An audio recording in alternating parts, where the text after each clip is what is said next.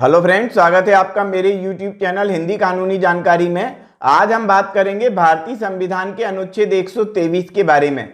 यदि आप भारतीय संविधान से रिलेटेड पिछला वीडियो देखना चाहते हैं तो आप यहां पर क्लिक करें। यहां से आपको भारतीय संविधान का पिछला वीडियो मिल जाएगा। हम बात करते हैं भारतीय संविधान के अनुच्छेद 123 के बारे में। ये कहता है कि संसद के विश्रांति काल में अध्यादेश प्रख्यापित करने की राष्ट्रपति की शक्ति। यहां सीधी सीधी लैंग्वेज में हमको समझना पड़ेगा क्या है कि राष्ट्रपति जो है किसी भी समय अध्यादेश जारी कर सकता है। किसी भी समय का मतलब यह है कि जब संसद के सत्र न चल रहे हों। देखो, संसद के 3 सत्र माने गए हैं और यदि तीनों सत्र नहीं चल रहे हैं, यानी कि संसद में कोई भी व्यक्ति मौजूद नहीं है, संसद जो है ऐसा तो है ही नहीं है कि साल के 365 घंटे चलती ही रहेगी, उसमें कोई ना कोई बैठा ही रहेगा। भैया, छुट्टियां भी होती हैं, विश्रांति काल भी होता है और एक सत्र और दूसरे सत्र के बीच में 6 माह तक का अंतर भी हो सकता है, यानी 6 महीने तक हो सकता है कि कोई सत्र ना चले। अब मान लेते हैं कि सत्र, पहली बात तो यह है कि जब सत्र चलते हैं तभी कोई नियम और कानून बनाए जाते हैं, तभी कोई अधिनियम तैयार किए जाते हैं और तभी उन अधिनियमों पर चर्चा की जाती है। लेकिन मान लेते हैं कि संसद का ऐसा कोई सत्र नहीं चल रहा है, संसद जो है विश्रांति काल में है। ऐसे समय में यदि राष्ट्रपति को ये लगता है कि भैया कोई कानून बनाया जाना बहुत ज़्यादा आवश्यक हो गया है और ऐसे में संसद का सत्र आने का इंतजार नहीं किया जा सकता, तब ऐसे समय में न्यायाधीश जो राष्ट्रपति जो है वो क्या करेगा, एक अध्यादेश जारी कर देगा। और जो वो अध्यादेश जारी करेगा, ये समझ लो कि वो कानून है, वो एक अधिनियम है और बिल्कुल वो वैसा ही अधिनियम है जैसे कि संसद के माध्यम से कोई कानून तैयार किया जाता है, कोई अधिनियम तैयार किया जाता है। तो मतलब जो राष्ट्रपति अध्यादेश जारी करेगा उस समय में जब संसद का विश्रांति काल चल रहा है, संसद में जब सत्र नहीं चल रहा है, उस समय में यदि राष्ट्रपति ऐसा कोई आदेश या कहें कि अध्यादेश जारी करता है, तब ऐसे समय में उस अध्यादेश का या ये कहें आदेश का वैसा ही प्रभाव होगा जैसे कि संसद के द्वारा बनाए गए किसी कानून का होता है। संसद के द्वारा बनाए गए किसी अधिनियम का जितना प्रभाव होता है उतना ही प्रभाव जो है उस अध्यादेश का होगा जो राष्ट्रपति ने जारी किया है। ये बात तो आपको समझ में आ गई। लेकिन आप ये बताइए कि जब संसद का सत्र बाद में आएगा, जब संसद का सत्र चलेगा, तब क्या करेंगे? तब ये किया जाएगा कि जो अध्यादेश राष्ट्रपति ने जारी किया है उस पर लोकसभा और राज्यसभा यानी कि संसद के दोनों सदन विचार करेंगे और विचार करने के बाद दोनों सदनों को ये लगता है कि भैया राष्ट्रपति ने जो अध्यादेश जारी किया था उस पर कानून बनाया जाना चाहिए। क्यों? क्योंकि ये एक अच्छा विषय था। तब ऐसे समय में उसे कानून का रूप दिया जा सकता है, उसको अधिनियमित किया जा सकता है।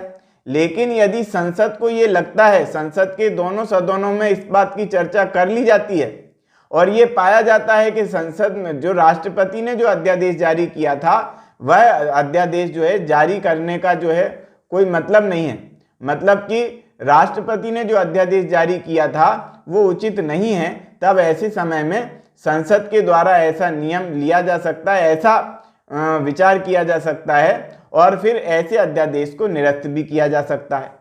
ये तो हो गई बात संसद की, जब संसद का सत्र चलेगा तब। लेकिन संसद का सत्र नहीं चल रहा है, राष्ट्रपति ने अध्यादेश जारी कर दिया है, तो इसकी अवधि कितनी होगी? यदि संसद में कोई चर्चा नहीं की जा रही है, संसद के सत्र काल में भी कोई चर्चा नहीं की जा रही है, तब ऐसे समय में जो है राष्ट्रपति के द्वारा जारी अध्यादेश कब तक चलेगा? तो आप ये समझ लो कि संसद का सत्र जिस दिन चालू हो जाए उस दिन से लगा करके उसके 42वें दिन यानी कि 6 सप्ताह की अवधि दी गई है। 6 सप्ताह तक यदि संसद के दोनों सदन यानी कि लोकसभा और राज्यसभा इस पर कोई चर्चा नहीं करते हैं तो ये अपने आप ही मतलब जो है निरस्त हो जाएगा, समाप्त हो जाएगा। अध्यादेश जो है राष्ट्रपति के द्वारा जारी अध्यादेश अपने आप ही निरस्त हो जाएगा, रद्द हो जाएगा। लेकिन यदि चर्चा करके उसको अधिनियमित कर दिया जाता है तो फिर बात अलग होती है। तो इसके संबंध में आप समझे होंगे, इसको हम एक बार पढ़ लेते हैं। अच्छा, एक बात और है इसमें क्या कि राष्ट्रपति उस अध्यादेश को कभी भी वापस भी ले सकता है। मान लेते हैं कि राष्ट्रपति ने कोई अध्यादेश जारी किया, राष्ट्रपति को फिर ये लगा कि स्थितियां सामान्य हो गई हैं, परिस्थितियां सुधर गई हैं, तब ऐसे समय में वो उस अध्यादेश को वापस भी ले सकता है। तो इसके संबंध में क्या लिखा हुआ है, इसको थोड़ा सा हम पढ़ लें तो आपको समझ में आ जाएगा। इसमें लिखा है कि संसद के विश्रांति काल में अध्यादेश प्रख्यापित करने की राष्ट्रपति की शक्ति। पॉइंट नंबर एक कहता है कि उस समय को छोड़कर जब संसद के दोनों सदन सत्र में हैं, देखो जब संसद के दोनों सदन जब सत्र में हैं तो वो तो कानून बना ही लेंगे ना, अधिनियम बना लेंगे, वो तो विधेयक पारित कर देंगे, बिल पारित करके कानून बन जाएगा। तो ऐसे समय में जब सत्र चालू है तो उस समय अध्यादेश जारी करने की आवश्यकता ही नहीं है। तो क्या लिखा है कि उस समय को छोड़कर जब संसद के दोनों सदन सत्र में हैं, यदि किसी समय राष्ट्रपति का यह समाधान हो जाता है कि ऐसी परिस्थितियां विद्यमान हैं जिनके कारण तुरंत कार्रवाई करना उसके लिए आवश्यक हो गया है, तो वह ऐसे अध्यादेश प्रख्यापित कर सकेगा जो उसे उन परिस्थितियों में अपेक्षित प्रतीत होते हैं। यानी कि वो एक नया कानून बना सकता है राष्ट्रपति अध्यादेश जारी करके। राष्ट्रपति का अध्यादेश बिल्कुल कानून ही होता है, ऐसा आप समझ लें। पॉइंट नंबर 2, इस अनुच्छेद के अधीन प्रख्यापित अध्यादेश का वही बल होगा जो और प्रभाव होगा जो संसद के अधिनियम का होता है। जो संसद में अधिनियम बना दिया जाता है, एक्ट बना दिया जाता है, कानून बना दिया जाता है, वैसा ही प्रभाव इस अध्यादेश का भी होगा। किंतु प्रत्येक अध्यादेश, अब यहां पर बात आ गई कि जो अध्यादेश जो जारी कर दिया गया है राष्ट्रपति के द्वारा, अब वो अध्यादेश जारी करने के बाद संसद का सत्रकाल चलेगा, तब क्या होगा उस अध्यादेश का, इसके विषय में यहां पर बता दिया गया कि किंतु प्रत्येक ऐसा अध्यादेश, पॉइंट नंबर क और पॉइंट नंबर ख में बताया कि संसद के दोनों सदनों के समक्ष रखा जाएगा। जब सदन चलेंगे यानी सदन के सत्र चलेंगे, यानी कि संसद का सत्र चलेगा तब की बात है। संसद के दोनों सदनों के समक्ष रखा जाएगा और संसद के पुनः संवेद होने से 6 माह की समाप्ति पर, संवेद होने के मतलब चालू होने के, संसद का जब सत्र चालू होगा उस समय से, जिस दिन चालू होगा उस दिन से 6 सप्ताह की समाप्ति पर ऑटोमेटिक समाप्त हो जाएगा। अब ये देखना पड़ेगा कि भैया संसद के तो 2 सदन हैं, एक लोकसभा और एक राज्यसभा।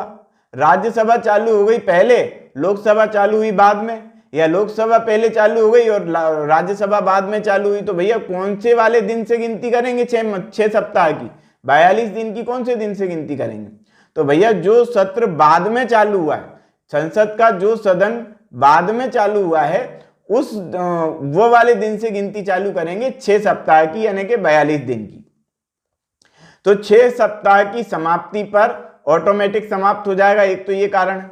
दूसरा, यदि उस अवधि की समाप्ति से पहले दोनों सदन उसके अनुमोदन का संकल्प पारित कर देते हैं तो इनमें से दूसरे संकल्प के पारित होने पर प्रवर्तन में नहीं रहेगा। यानी कि यदि संकल्प पारित कर दिया यानी कि बैठक में विचार कर लिया कि जो अध्यादेश जारी किया गया था वो अध्यादेश एकदम उचित है, यदि ये डिसाइड कर दिया गया दोनों सदन के द्वारा, तो यदि ये डिसाइड ही कर दिया कि भैया ये उचित है ना, तो ऐसे समय में फिर वो अध्यादेश थोड़ी रहेगा, फिर तो उसको कानून बना दिया जाएगा और अध्यादेश को खत्म कर दिया जाएगा। तो ऐसे समय में यदि दोनों सदनों के द्वारा उसको पारित कर दिया जाता है तो उसको एक कानून का रूप दे दिया जाएगा, अध्यादेश समाप्त हो जाएगा।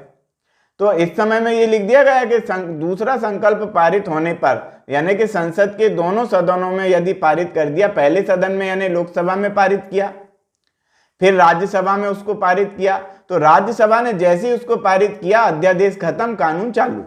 इस प्रकार से आप समझ लें, तो वो प्रवर्तन में नहीं रहेगा और राष्ट्रपति द्वारा किसी भी समय उसे वापस लिया जा सकेगा। यानी राष्ट्रपति तो कभी भी उसको वापस ले सकता है। जब चालू किया उसके 15 दिन बाद ही राष्ट्रपति को लगता है कि यार परिस्थितियां सामान्य हो गई, वापस ले लो, तो कोई दिक्कत नहीं है। तो ऐसे समय में उसको कानून का रूप देना है तो भी कोई दिक्कत नहीं है, कानून का रूप देते से ही अध्यादेश खत्म, कानून चालू। और यदि उसको दोनों सदनों ने समाप्त कर दिया कि भैया इसका कोई मीनिंग नहीं, तो भी अध्यादेश खत्म। यानी अध्यादेश की अवधि जो होती है वो कब से कब तक की होती है? वो होती है संसद के सत्र चालू होने के 42 दिन तक। संसद के दोनों सदन मतलब संसद के जो सत्र चलते हैं उनके बीच गैप कितना हो सकता है? वो 6 महीने का गैप हो सकता है। तो 6 महीने का गैप वो जोड़ लो। यदि मान लेते हैं राष्ट्रपति ने कोई अध्यादेश तुरंत जारी किया, जैसे ही संसद का सत्र काल खत्म हुआ राष्ट्रपति ने अध्यादेश जारी कर दिया और 6 महीने तक कोई सत्र नहीं चला, तो फिर समझ लो कि अवधि कितनी हो जाएगी?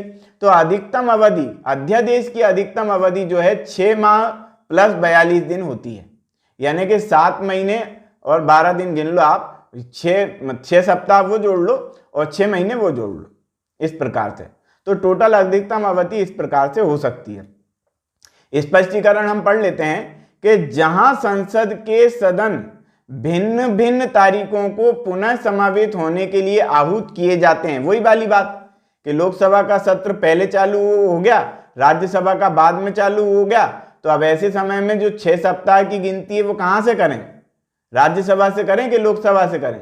तो भैया जो सत्र बाद में चालू हुआ है ना, गिनती वहां से करेंगे। यही लिखा हुआ है इसमें कि जहां संसद के सदन भिन्न भिन्न तारीखों को पुनः समवेत होने के लिए आहूत किए जाते हैं, वहां इस खंड के प्रयोजन के लिए 6 सप्ताह की अवधि की गणना उन तारीखों में से पश्चातवर्ती तारीख से की जाएगी, यानी बाद वाली तारीख से की जाएगी, जो मैंने आपको समझा दिया। पॉइंट नंबर 3 कहता है कि यदि और जहां तक इस अनुच्छेद के अधीन अध्यादेश कोई ऐसा उपबंध करता है जिसे अधिनियमित करने के लिए संसद इस संविधान के अधीन सक्षम नहीं है, तो और वहां तक वह अध्यादेश शून्य माना जाएगा, शून्य होगा।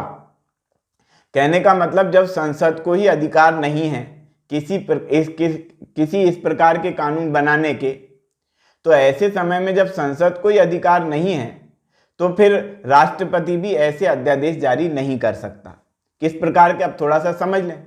मान लेते हैं कि संसद जो है इस प्रकार का कोई कानून बना दे कि व्यक्ति के मूल अधिकारों का हनन हो जाए, तो मूल अधिकारों का हनन हो ऐसा कोई कानून नहीं बनाया जा सकता।